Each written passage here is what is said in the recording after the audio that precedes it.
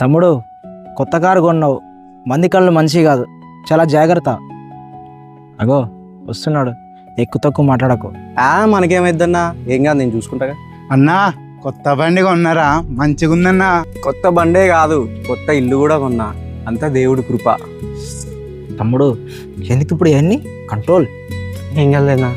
సంతు రా ఒకసారి ఇంటికి భోజనానికి. వస్తానా, వస్తా.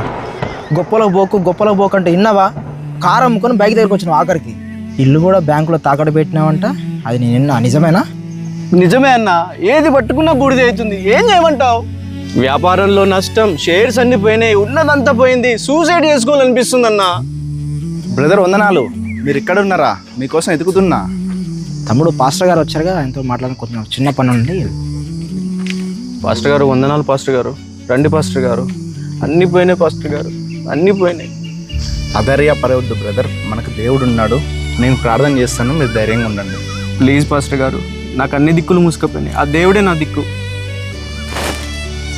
ఏం పర్లేదండి, నేను ప్రార్థన చేస్తా.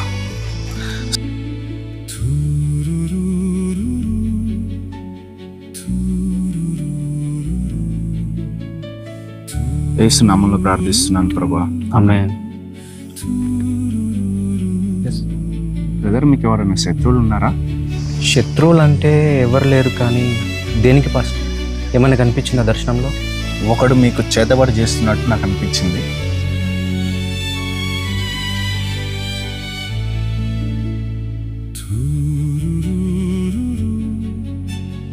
సరే పాస్టర్ గారు, వందనాలు. సరే బ్రదర్, జాగ్రత్త, వస్తాను. ఎవరై ఉంటారు? అగో వస్తున్నాడు, ఎక్కువ తక్కువ మాట్లాడకు. అన్నా కొత్త బండి కొన్నారా? మంచిగుందన్నా.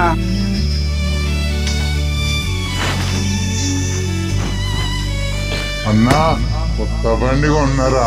మంచిగుందన్నా. ఎస్, వాడే. వాణ్ణి నిన్ను బ్రతకనివ్వనరా. నీ వల్లనే నా కుటుంబం నీ వల్లనే నా కుటుంబం రోడ్డు మీద పడ్డదిరా. అన్నా నన్ను వదిలిపెట్టనా? నేనేం చేసినా అన్నా?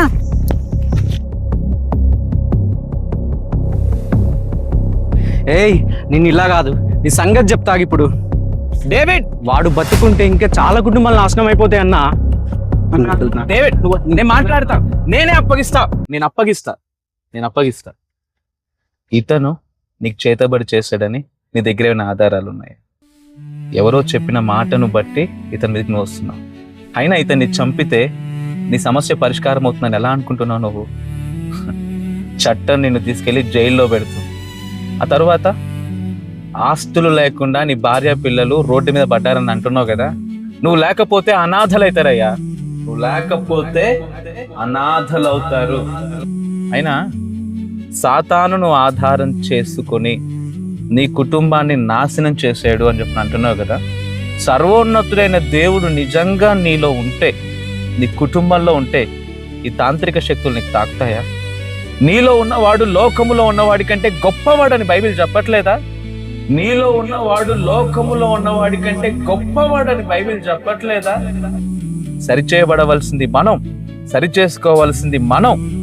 మనల్ని మనం సరిచేసుకోవడంలో విఫలమైపోయి ఎవరో మనకి ఏదో చేశారన్న అపోహలో ఇలాంటి ఆకృత్యాలకు పాల్పడితే కుటుంబం నిజంగా అనాథగా మారిపోతుంది. ఆస్తులు పోతాయి, వస్తాయి, కానీ ప్రాణం పోతే వస్తుందా? అన్నా, అది ఆ పాస్టరు. దేవుడు నీ చేతిలో నువ్వు పట్టుకున్న కత్తి కంటే శక్తివంతమైన ఆయుధాన్ని నీకు ఇచ్చాడు. ఆ ఆయుధం పేరేంటో తెలుసా? ప్రార్థన. ప్రార్థన దేవుని ఎదుట దుర్గములను పడద్రోయి జాలినంత శక్తి కలిగిన ఆయుధం. ఆ ప్రార్థనను పక్కన పెట్టి, ఈ ఆయుధాన్ని పక్కన పెట్టి కత్తిని చేతబట్టి ఏం సాధిస్తావు? కత్తిని పట్టిన వాడు కత్తితోనే పోతాడు. యుద్ధం చేయాల్సింది ఇలా కాదు డేవిడ్, మోకాళ్ళ మీద. నిజమైన క్రైస్తవుడు మోకాళ్ళ పైన యుద్ధం చేస్తాడు. నీతో కూడా నేనున్నాను. మనం కలిసి ప్రార్థిద్దాం, శత్రువుని ఎదిరిద్దాం. శత్రువును గెలవడం అంటే శత్రువుని చంపటం కాదు, శత్రువులోని శత్రుత్వ భావాజాలాన్ని చంపేయటం. శత్రువులోని శత్రుత్వ భావాజాలాన్ని చంపేదేంటో తెలుసా? ప్రేమ. శత్రువుని గెలవటం అంటే శత్రువుకు అందనంత స్థితికి ఎదగాలి. శత్రువుని గెలవడం అంటే శత్రువులోని శత్రుత్వ భావాన్ని చంపాలి. అది కత్తి పడితే రాదు, కౌగిలిస్తే వస్తుంది. ఈరోజు నీ శత్రువులను నువ్వు ప్రేమించు, నిన్ను హింసించే వారి కొరకు ప్రార్థించు, ఖచ్చితంగా నువ్వు గెలుస్తావు. నీతో కూడా మేమందరం ఉన్నాం డేవిడ్.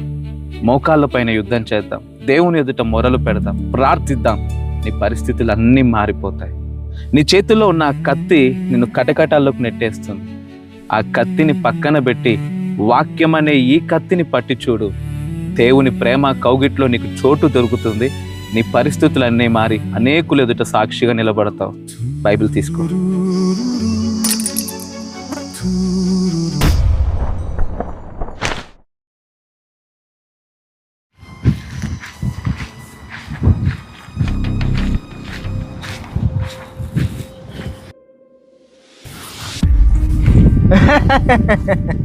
తమ్ముడు, కొత్త కారు కొన్నావు, మంది కళ్ళు మంచి కాదు, చాలా జాగ్రత్త.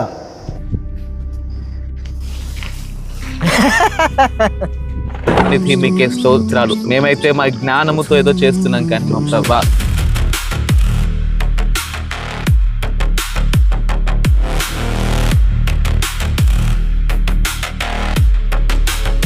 మా ప్రయత్నాలను సఫలపరిచి అనేకులు ఎదుట నేను మహిమపరిచే వారులుగా